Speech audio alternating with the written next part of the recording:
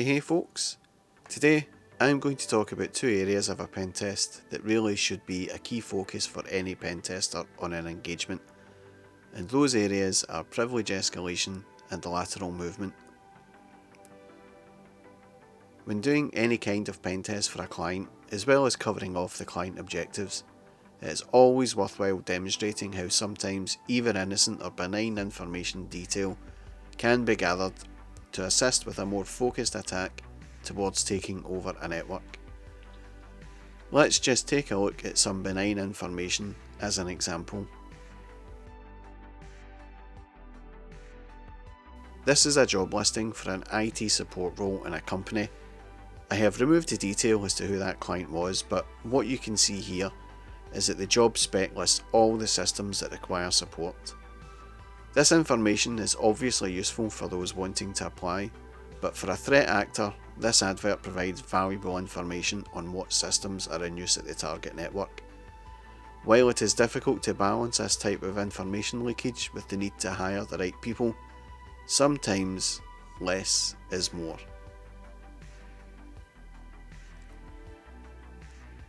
So what is lateral movement?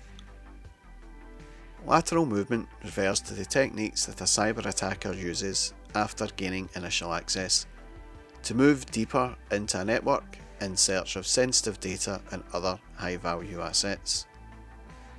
After entering the network, the attacker maintains ongoing access by moving through the compromised environment and obtaining increased privileges using various tools.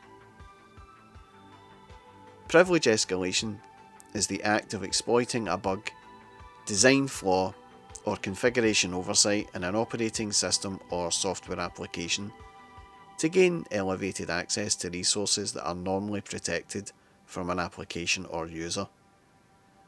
The result is that an application with more privileges than intended by the application developer or system administrator can perform unauthorized actions.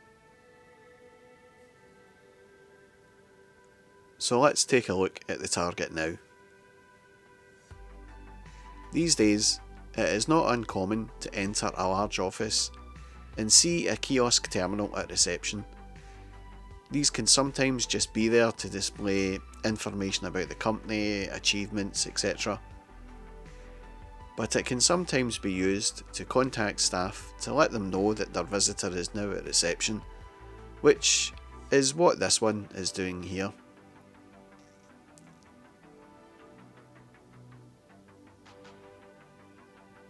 At first glance, it appears locked down. It just contains an employee directory. But how locked down is it? Well, let's have a look and see.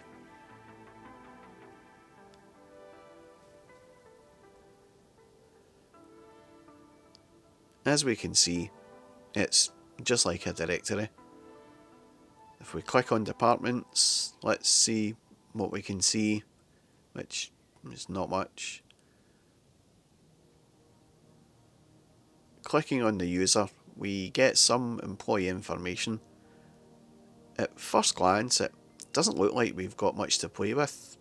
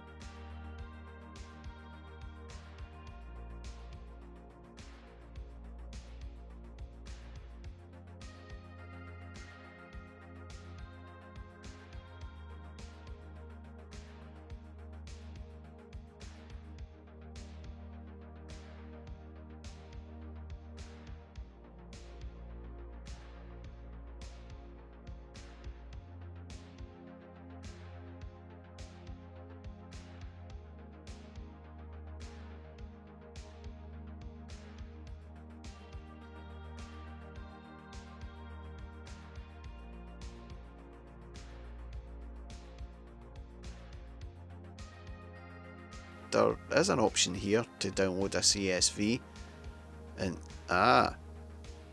so this opens up an Explorer window.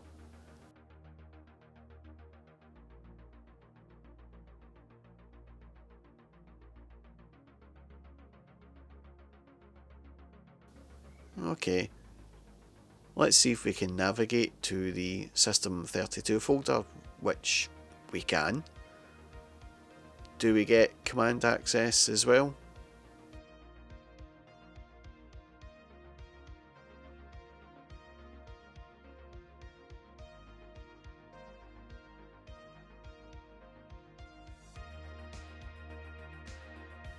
We do.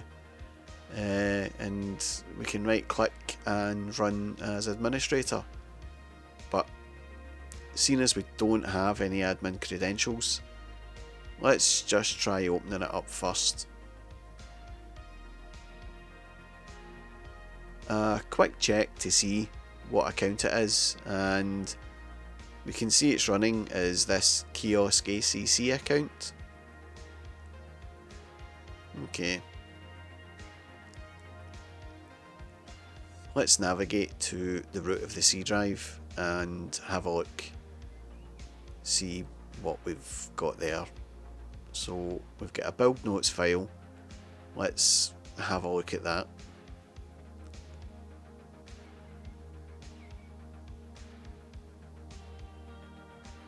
Interesting. So we can see from the note that we have 2 potential users and that this machine is not part of the domain. We can also see the hostname of another machine that may be on the domain. Let's bank this information for now. We can also see that the user who built this kiosk machine is not very happy in his current role, and it sounds like he's not getting on with his manager.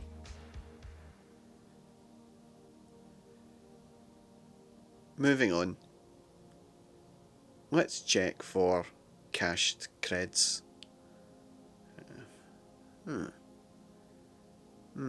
That command doesn't work. And neither do other Windows shell commands. I think we need to get this shell running as an admin. But without creds, it will be difficult to do. From here, it looks like the admin account is called Kratos. So we have one piece of information for the admin logon. Now all we need is the admin password.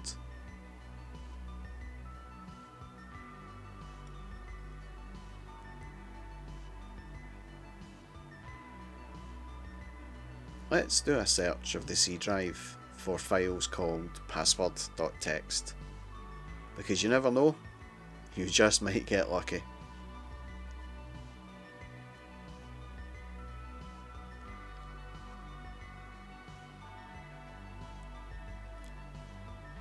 Nothing there, but all is not lost. Let's do a search for unattend.xml.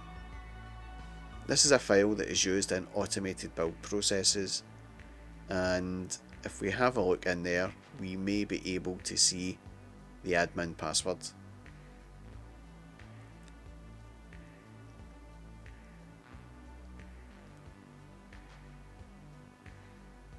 Okay, so there is an unattend file present.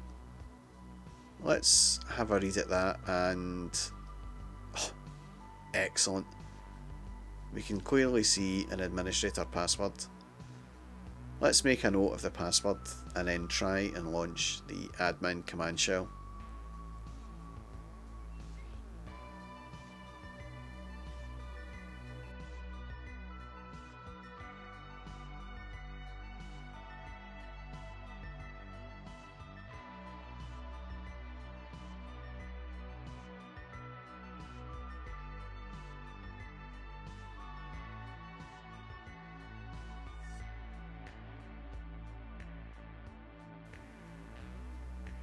Bingo! Now we are the user Kratos, which is an admin user. Let's also make a note of the user Kratos and add that to the list.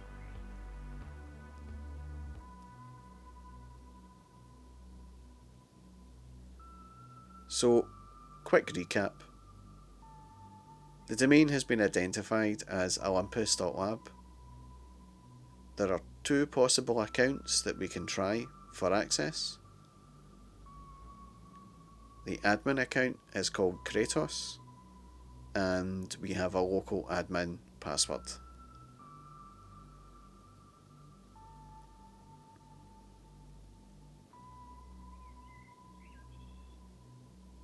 With this information, we are in a good place to plug into the network and see what we can find in there.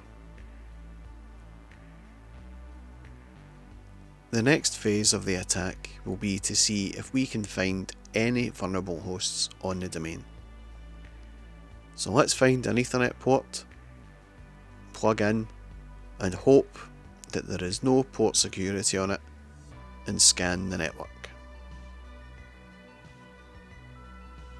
So I have plugged into an Ethernet port and can see the network is using DHCP, as I have been assigned an IP address.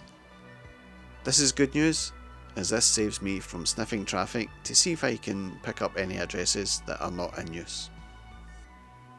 So the next thing to do now will be to do a ping sweep of the entire network and see what hosts are up and responding. This can be achieved by entering in the following command. I then want to grep the results, so I only have the IP address. I can do that by entering this text here at the end of the command. I then want that to be written to an output file called alltargets.txt. So let's run that and wait for the results. Great. So the scan is finished. Let's view the all targets text file and see what's here.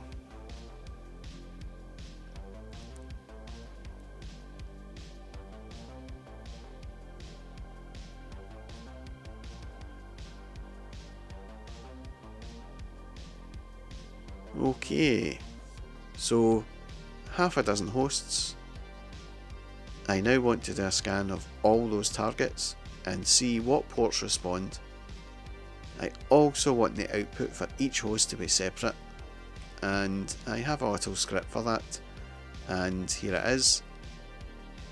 It's just called nmap.sh. First, let's open it up and make some modifications to it. So, the targets file is there already. As you may have guessed, I usually output the ping sweep to the same file name each time, but I need to modify line 3 with the nmap switches for my scan. So let's make the scan very verbose so I can see the results as they happen. Let's do all ports, and let's scan reasonably quickly as well. Save the file, and then all I do is run the nmap script and sit back and wait. So I can see results coming in now. Best just to let it run through and pick it up when it's finished.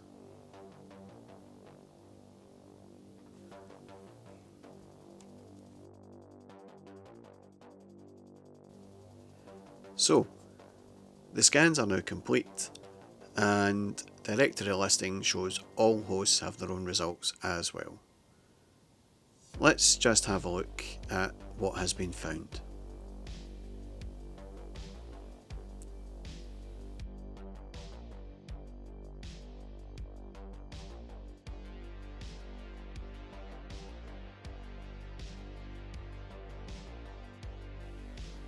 So, the first host in the list has DNS, some kind of web service, Kerberos, LDAP, SMB, remote management. So this tells me that this is most likely a domain controller which has remote management access, which could be very handy for me.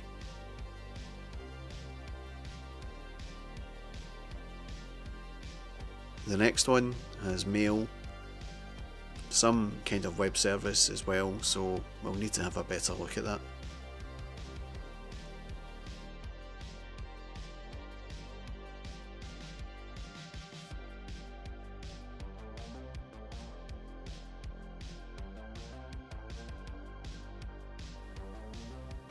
The next one has SMB. The next one has web and SMB running, along with an NFS share as well, it looks like.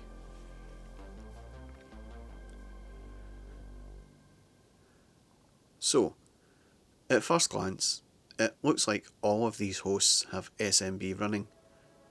There are 2 servers with remote management running as well.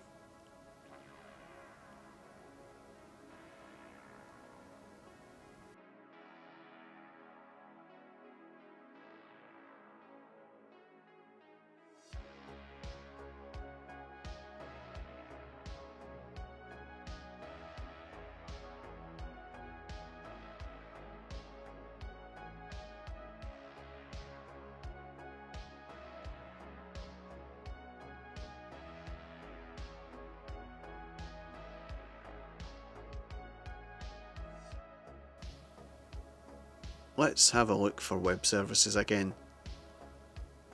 And yeah, a couple of hosts running some kind of web service. So let's have a closer look at those now.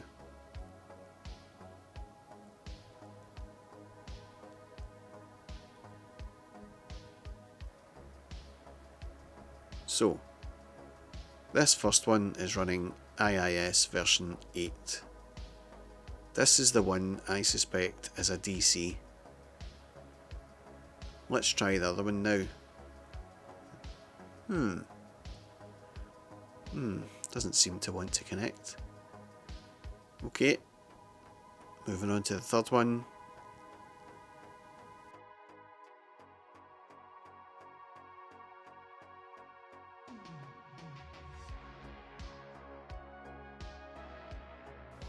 And it's a NAS, so a file share system.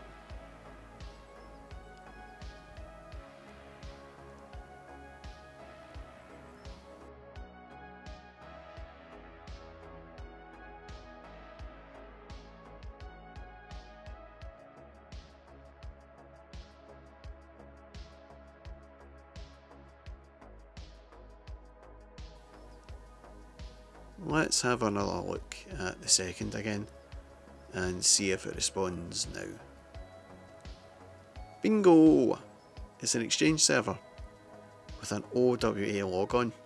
Nice one!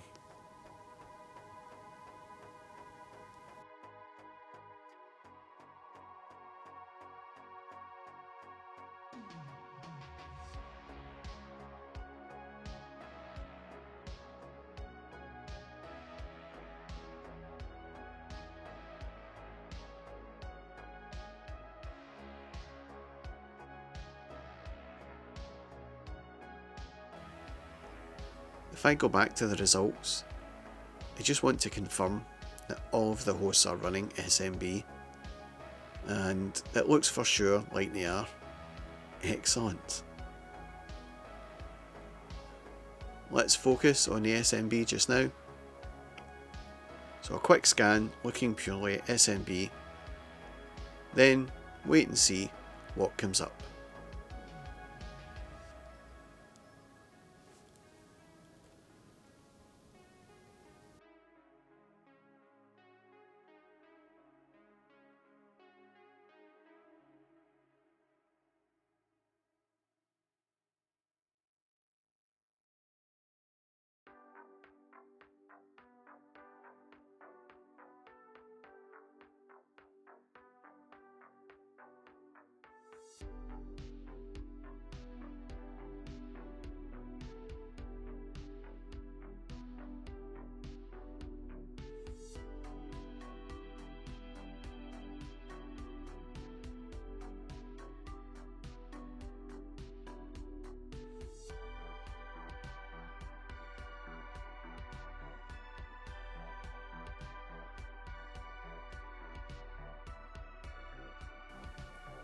So this one is running Windows Server 2012 and its name is Zeus.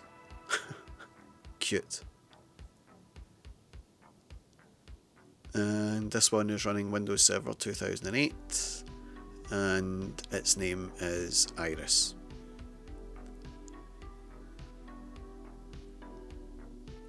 Further down the findings there is a Windows 10 machine, and this one is FreeNAS, obviously some kind of network storage device. Another Windows 10 machine, and this one looks like the kiosk that was compromised earlier on. And another Windows 10 machine.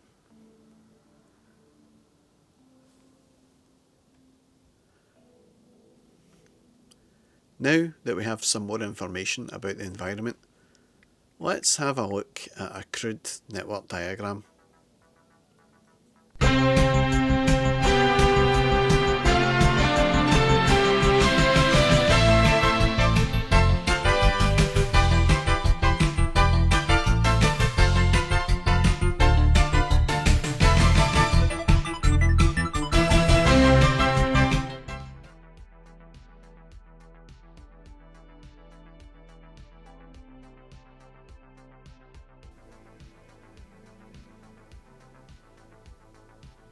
So from the top left to right, we have Iris on IP address 192.168.1.15. Iris is an Exchange server running Windows 2008. In the top middle, we have Zeus on IP address 192.168.1.10. Zeus is a domain controller and the endpoint target for us. Zeus is running on Windows Server 2012. Top right, we have FreeNAS storage server, and FreeNAS is on IP address 192.168.1.19.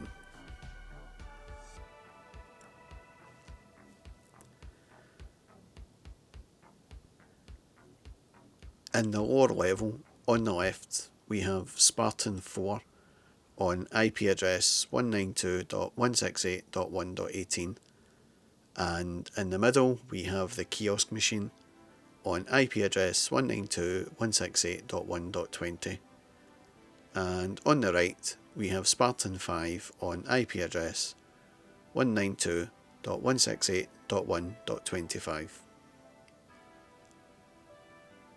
All three are running Windows 10 in some version.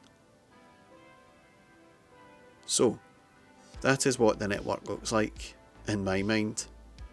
Now, back to the task at hand.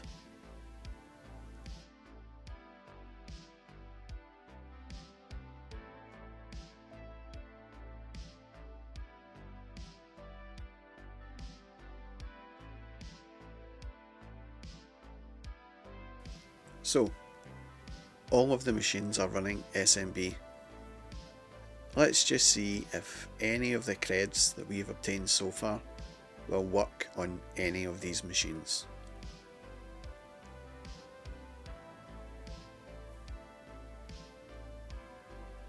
Just a quick check to see that the users list is okay, then quickly check the password list.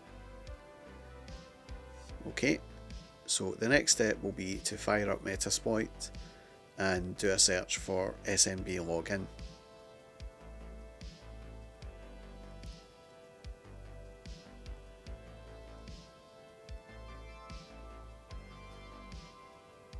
Let's use this one and double check the configuration is using the right host targets, username list and password.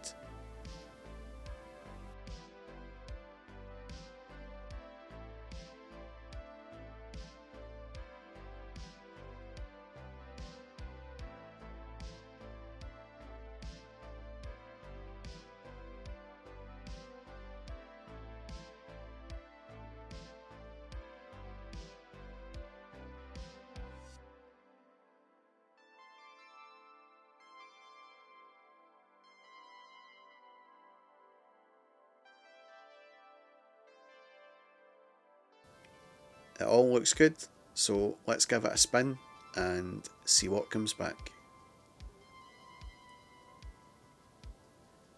And straight away we get a hit. And that one looks like it's the DC, if I remember right.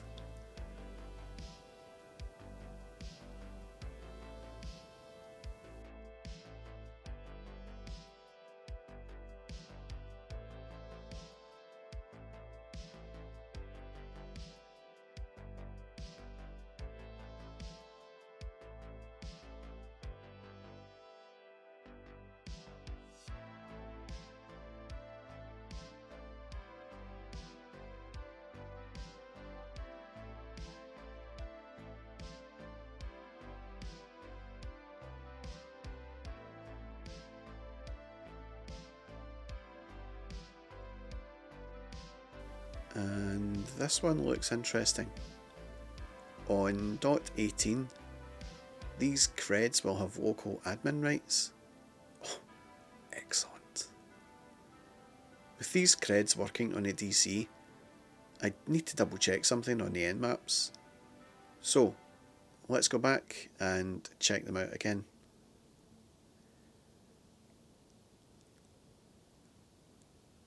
And the nmap output is saying that TCP 5985 is open.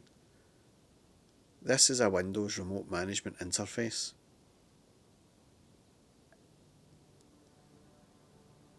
So with these creds working on the DC, I may be able to compromise this domain a lot quicker than I thought. Let's have a look at that now.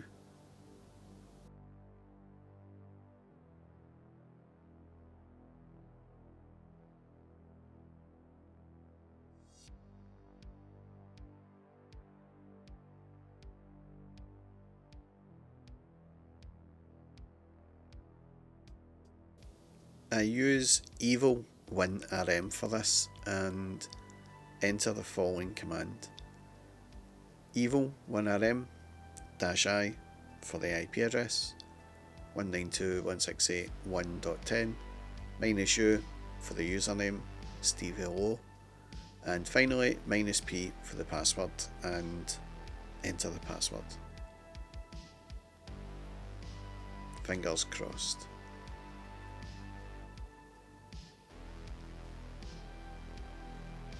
Success! It has connected. I am now on the domain controller for Olympus. Wow, that was easy. Let's just check the privilege level and... that's not good. Hardly any privs. And this account is only a domain user and a member of the IT support group.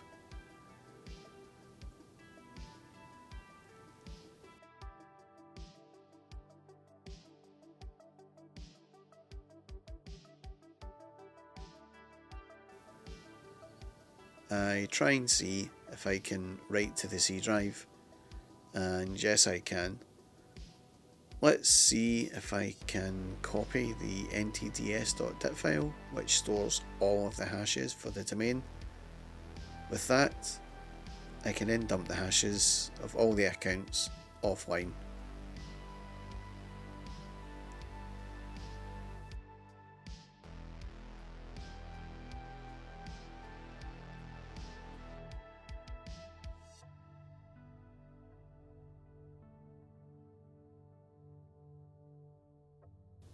Okay, so this is not good. Not good at all. The access to the ntds.dit file is denied. So, not a quick compromise after all then. Let's go back and have a look at the machine that has admin rights and see if there is anything in there that can support in a compromise of this domain.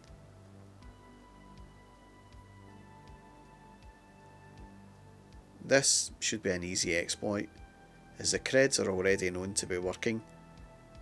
I just use the smb psexec module in Metasploit.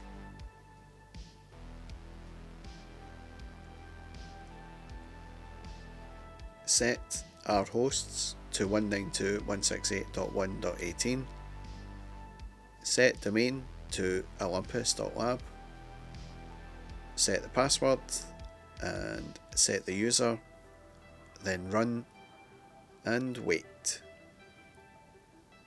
Okay, as expected, a shell has been returned, and to confirm it's the target, I just run a sysinfo and can see that it's Spartan 4, which is what the user Stevie Low uses, according to his build notes file we found from the kiosk machine.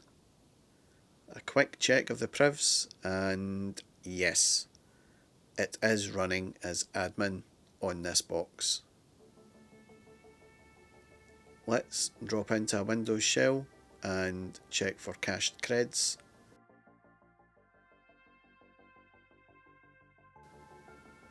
Nope.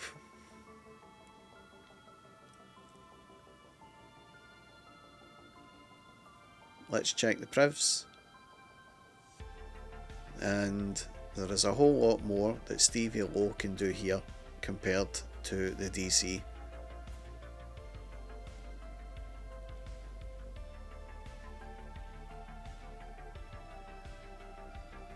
Doing a snoop of the C drive, and in the users folder it looks like Zoe Bailey has logged on to this machine before. So now I have the username of Zoe Bailey. I just add that to my users list.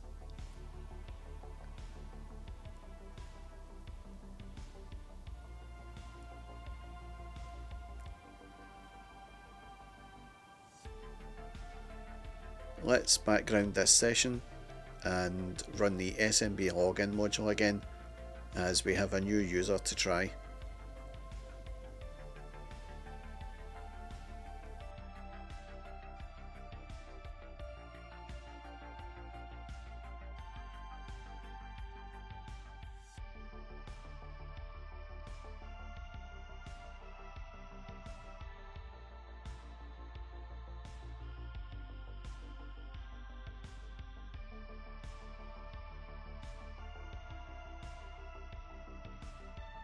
And no luck there then.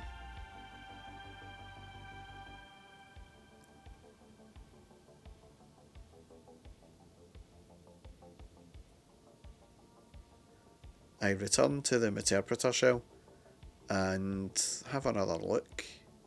Let's try the running services, and I can see that Outlook is running, and that got me thinking. There is an Exchange server running with OWA, and I have known good creds for one user. Let's be nosy and have a look at that user's mailbox for anything that might be useful.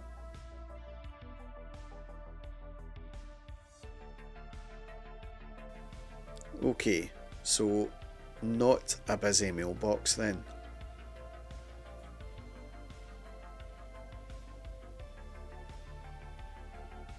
Let's have a look at this email chain between Zoe and Stevie. Yep. She sounds like a right bitch indeed. Unfortunately, from my experience, you do come across this quite a lot. Something that is useful here is in her signature. She is listed as a backup operator. If she is a backup operator, those users are in the backup operators group in AD. So Zoe's account may give me access to copy the ntds.dit file. Interesting.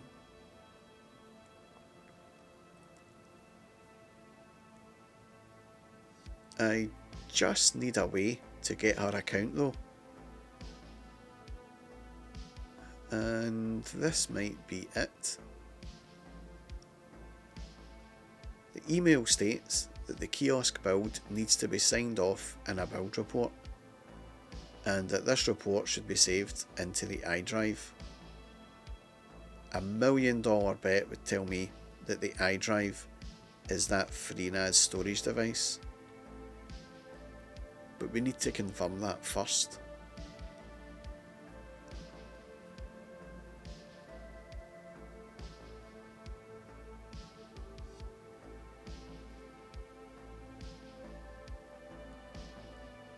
This gives me an idea as to how I might get Zoe's creds.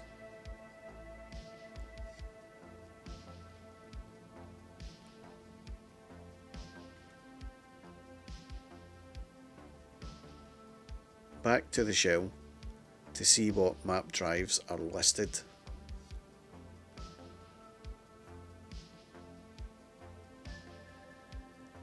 Wait, what? What the heck?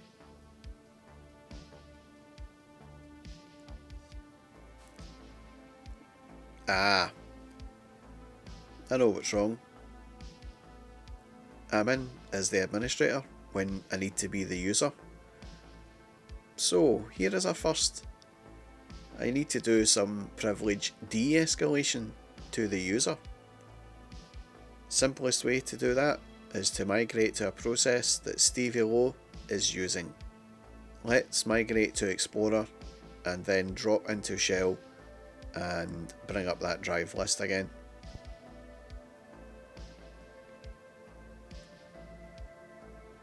Better. As I suspected, the iDrive is the FreeNAS, but I now have the full path to where the report is to be stored. Let's just copy that and let's get ready to send Zoe an email, but with a path to something that doesn't exist.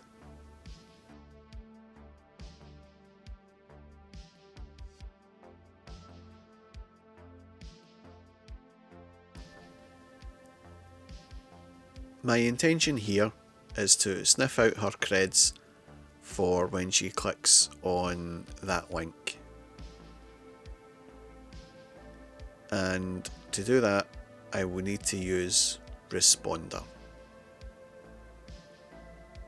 I fire it up using this command with -i for the interface and sit back and wait.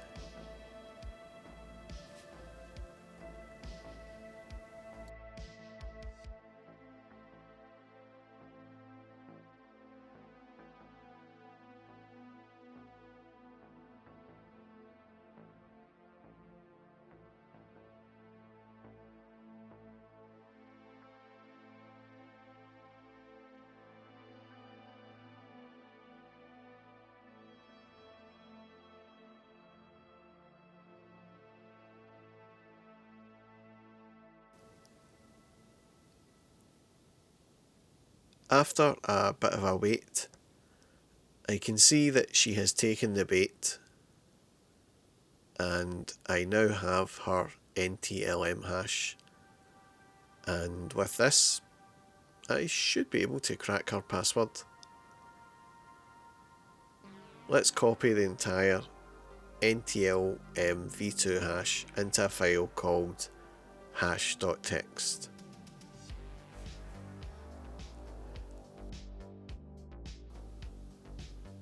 Now, to crack this hash, I will use hashcat and sit back while it does its thing.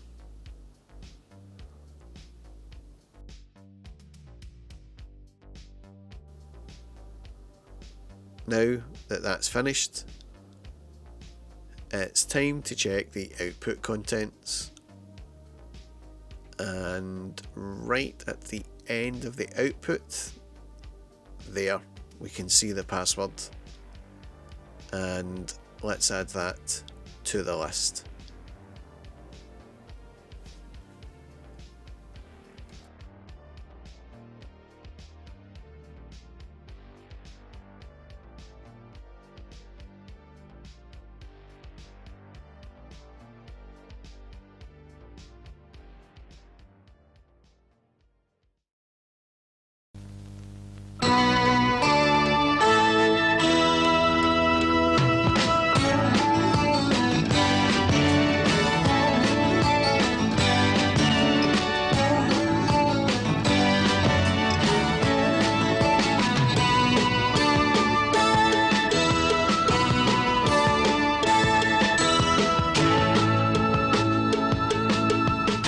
enjoy a drink with your friends in our Hollywood bar.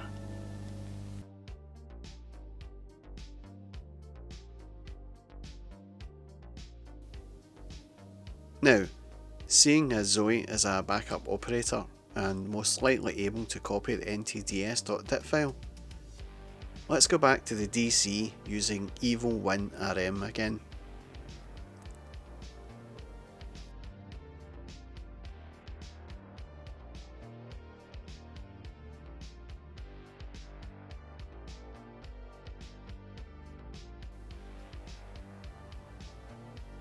Let's confirm Zoe's level of access.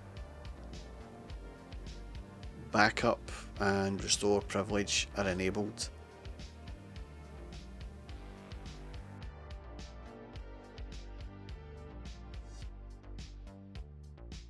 And final confirmation that Zoe is a backup operator.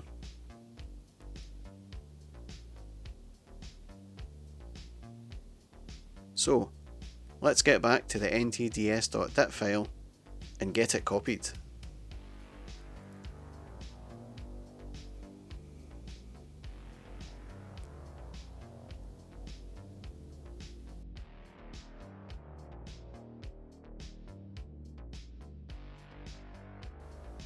At least I can see it now.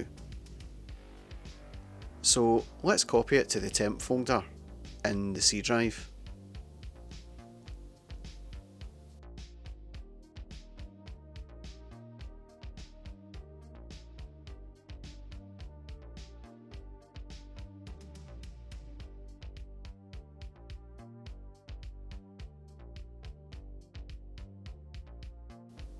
Damn!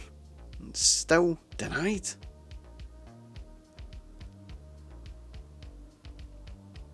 This account does have those privs. So, what is the problem? So a basic copy won't work, but will invoking the privilege directly work? Will using SeBackupPrivilege work? And what the heck is SeBackupPrivilege anyway?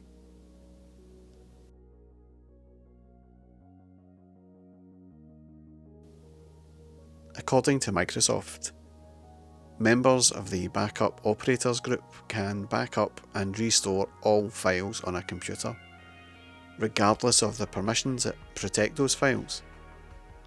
Backup operators also can log on to and shut down the computer.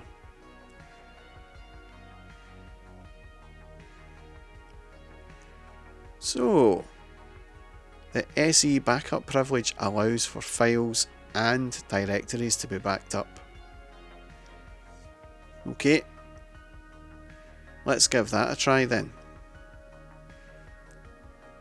I try the command copy-file SE backup privilege C Windows/ntds/ntds.dit to C temp/ntds.dit. Eagle-eyed viewers may have noticed I mistyped the command. It doesn't really matter, as it would not have worked anyway, as the correct modules are not available. Luckily for me, I have those modules handy on my Kali Linux build, and even more handily, evil-winrm allows for file upload and download. So, let's get those files uploaded.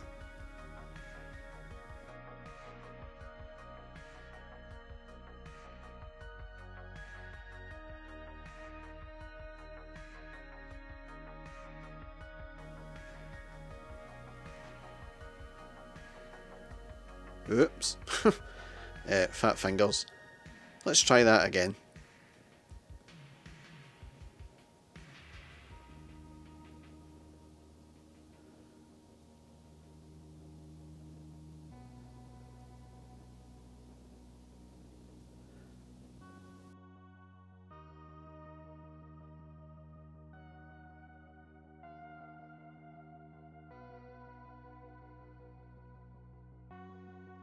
Now the files have been uploaded, it's time to import them into PowerShell.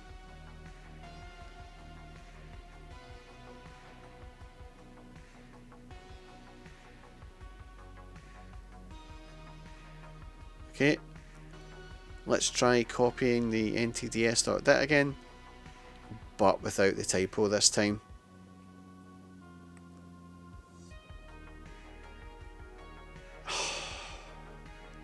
And after all that, it still won't copy. And the reason it won't copy is because it is in use. Of course it is. So, what are my options here? If it can't be copied, can it be backed up?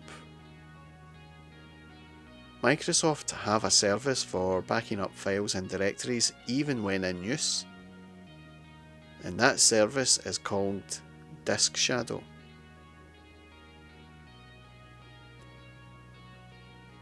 Disk Shadow is a tool that uses the functionality of VSS, and for ease of use you can enter in all your commands into a text file and have Disk Shadow run that.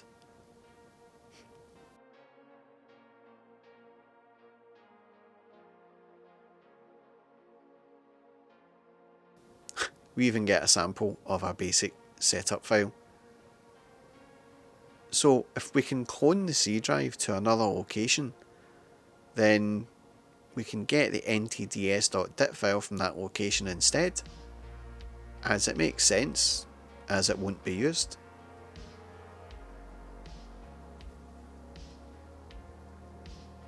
Luckily for me, I already have a file created. My plan is to clone the C drive to the P drive.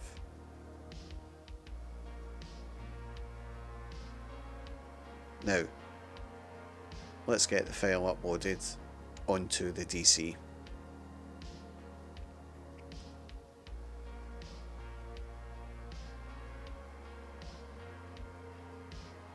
Let's check the file is good to go, and it is.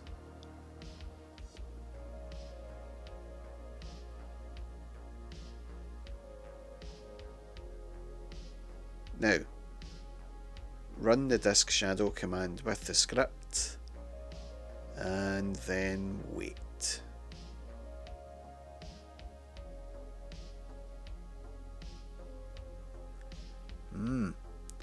So it looks like it has been a success.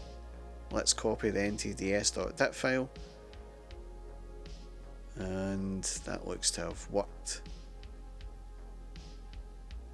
Now, I also need a copy of the registry hive, so let's grab a copy of that as well.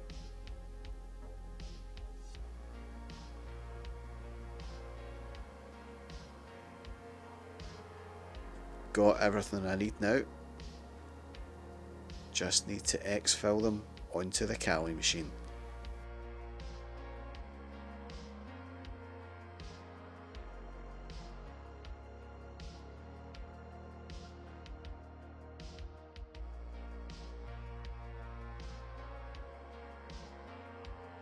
With the ntds.dit and the registry hive safely in my possession, it's time to free those hashes. For this, I will be using the secrets dump from the Impacket app. Select the ntds.dit file, select the system.back file,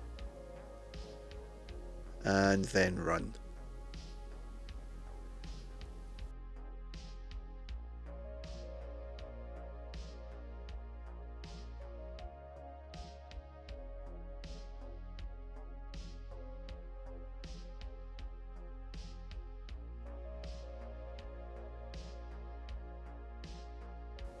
Within a few seconds, it starts to dump the hashes of all the users in the domain.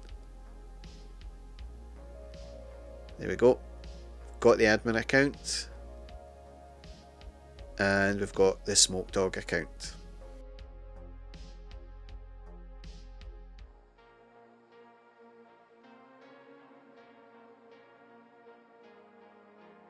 With the hashes obtained, all I need to do now is identify what accounts are domain admin.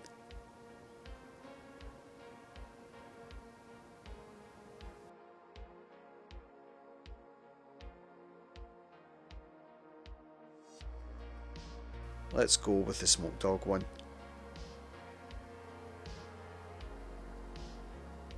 Copy the hash, fire up evil-winrm again. The syntax will be different as we are feeding it a hash instead of a password. We need to use the minus uppercase H and put the hash in quotes.